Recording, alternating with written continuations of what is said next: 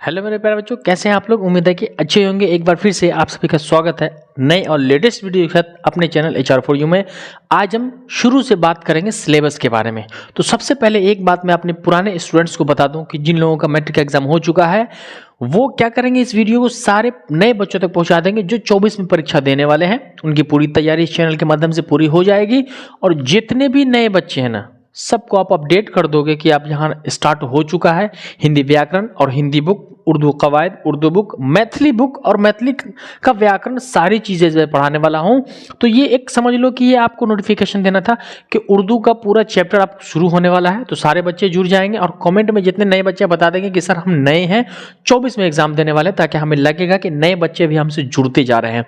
तो हम आज इस मतलब यूँ समझ लो कि हम नॉर्मल बातचीत में हम आपको एक नॉर्मल नए तरीके से एक छोटी सी चीज पढ़ाने जा रहे हैं, हिंदी व्याकरण का। हम हिंदी व्याकरण में आज आपको पढ़ाएंगे भाषा किसे कहते हैं, भाषा के बारे में बताएंगे। तो मेरा एक संदेश है सारे बच्चों के लिए कि देखो, जितने भी पुराने बच्चे हैं आप अपने व्हाट्सएप के जरिए या फिर फेसबुक के जरिए इस वीडियो को वहां शेयर कर दो, ताकि सारे बच्चों को लग जाए कि नए सेशन की पढ़ाई शुरू हो चुकी है। वो वक्त चला गया जब हम पढ़ाई को जो है ना वो जून जुलाई से शुरू कर देते। नहीं, पढ़ाई अभी से धीरे धीरे थोड़ा थोड़ा पढ़ते रहेंगे ना, तो आपका क्लास अच्छा रहेगा और आपके अंदर स्टेमिना बना रहेगा एजुकेशन का। ठीक है, तो आई होप कि वीडियो को शेयर करने। चलिए हम थोड़ा पढ़ लेते हैं और मजे से पढ़ेंगे। देखिए, सबसे पहले हम आज क्या पढ़ेंगे, हम भाषा के बारे में पढ़ेंगे। भाषा क्या है, देखिए, हम अपने भावों या बातचीत के माध्यम से, है ना, हम अपनी बातों को दूसरों तक पहुंचाते हैं, उसे हम भाषा कहते हैं। यानी हम अपनी बातचीत को, हम अपने अंदर की कुछ चीज़ों को दूसरों तक जो पहुंचाते हैं, चाहे वो जिस माध्यम से हम अपने भाव के माध्यम से पहुंचाते हैं, उसे हम भाषा कहते हैं। भाषा है क्या, ये देखिए, भाषा जो है वो संस्कृत के भाष शब्द से बना है। किस शब्द से? संस्कृत के भाष शब्द से बना है, जिसका अर्थ होता है बोलना। क्या होता है जिसका अर्थ? भाष का अर्थ होता है बोलना। तो इसी से भाषा बनाया गया है। कॉन्सेप्ट क्लियर है यहाँ? चलिए हम आगे थोड़ा देख लेते हैं। तो भाषा जो है, यहां पर हम देखेंगे कि भाषा मुख्यतः 3 प्रकार का होता है। भाषा 3 प्रकार का होता है मुख्यतः। क्लियर है? पहला क्या होता है? पहला लिखित भाषा, दूसरा मौखिक भाषा,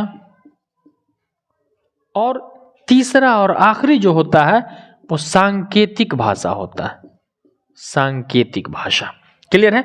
तो मैं फिर बता दूं कि ये शुरू से पढ़ाए होने वाले जो बच्चे हैं, शुरू से व्याकरण की जिसको जानकारी नहीं है, तो कोई टेंशन नहीं लेना है। इस साल में हम नए तरीके से पूरे चीजों को, नए व्याकरण को, उर्दू को, कवायद को, मैथिली को, हर चीजों को नए सिस्टम से हम पढ़ने वाले हैं। ठीक है, चलिए तो इसमें हम देख लेते हैं। देखिए, तो आपको पहले बता दें कि भाषा मुख्यतः 3 प्रकार के होते हैं। पहला हो गया आपका लिखित भाषा। तो देखिए, लिखित भाषा का क्या होता है कि हम अपनी बात दूसरों को लिख करके जब कहते हैं तो उसे हम लिखित भाषा कहते हैं। जैसे पहले के समय में चलता था चिट्ठी, है ना, जो एक गाना भी है कि कबूतर जा जा जा, पहले प्यार की पहली चिट्ठी साजन को दिया। तो चिट्ठी जो है भैया, चिट्ठी को हम क्या करते थे? लिख के देते थे ना। हम अपनी बात, अपनी भावनाओं को, अपने मन की बहुत सारे विचारों को पत्र में क्या कर देते थे? लिख देते थे। तो लिख कर कही गई बातों को हम लिखित भाषा कहते हैं। कॉन्सेप्ट क्लियर है? कोई प्रॉब्लम नहीं, बहुत अच्छे। दूसरा मौखिक। अब देखो, खत का जमाना चला गया, खत का जमाना खत्म हो गया, तो अब क्या आ गया? मौखिक, यानी जिसे हम कह सकते हैं इंटरव्यू। आज देखो ना, आज कहीं परीक्षा होता है कंपटीशन का, यूपीएससी बीपीएससी का, तो क्या ले जाया जाता है? मौखिक परीक्षा होता है। अब रिटन, लिखित के बाद इंटरव्यू होता है, यानी मौखिक भाषा आपसे पूछा जाएगा, व्हाट इज योर नेम, आपका नाम क्या है, तो आप बोल के बताओगे कि मेरा नाम फलाना है, ये है, वो है। तो जब हम अपनी बात, यानी वक्ता अपनी बात को बोल करके किसी दूसरे व्यक्ति को पहुंचाए, कहे, अपनी भावनाओं को बोल करके कहे, तो उसे हम मौखिक भाषा कहते हैं। क्लियर है? अपनी बातों को बोल करके कहना जो हो जाता है ना, वो मौखिक भाषा हो जाता है। क्लियर है? यहां भी आई थिंक कि आपको समझ में आ गया होगा। अगला है आपका सांकेतिक भाषा।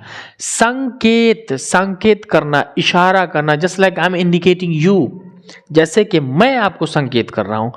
तो सांकेतिक भाषा क्या है? देखिए, जब हम अपनी बात न तो लिखकर और न तो बोलकर समझाएं, बल्कि इशारा के द्वारा जब हम अपनी बात किसी को कहें तो वो हमारा सांकेतिक भाषा हो जाता है। हम अपनी बातों को किसी भी व्यक्ति को इशारों में कहें, वो हमारा क्या हो जाता है? सांकेतिक भाषा हो जाता है। सपोज दैट मान लेते हैं एक गाड़ी लगी हुई है यहाँ पर, हम उसको लिख के नहीं दिए कि ये गाड़ी मेरी है, और ना हमने बोल के कहा कि ये गाड़ी मेरी है। उसने पूछा आपकी कौन सी गाड़ी है, मैंने उंगली उठा दिया, ये वाली गाड़ी मेरी है। तो मैंने उस गाड़ी की तरफ इंडिकेट किया ना, संकेत किया ना, इशारा किया ना। तो यही आपका जो है किसी भी चीजों की तरफ इशारा करना सांकेतिक कहलाता है। मैंने ऐसे इशारा कर दिया, वो उधर एक किताब है, मैंने इधर कर दिया कि कुछ लड़के पढ़ रहे हैं। तो ये जो हम इंडिकेट कर रहे हैं कि वह एक लड़का है, वह क्या हो गया? इशारा कर रहे हैं हम।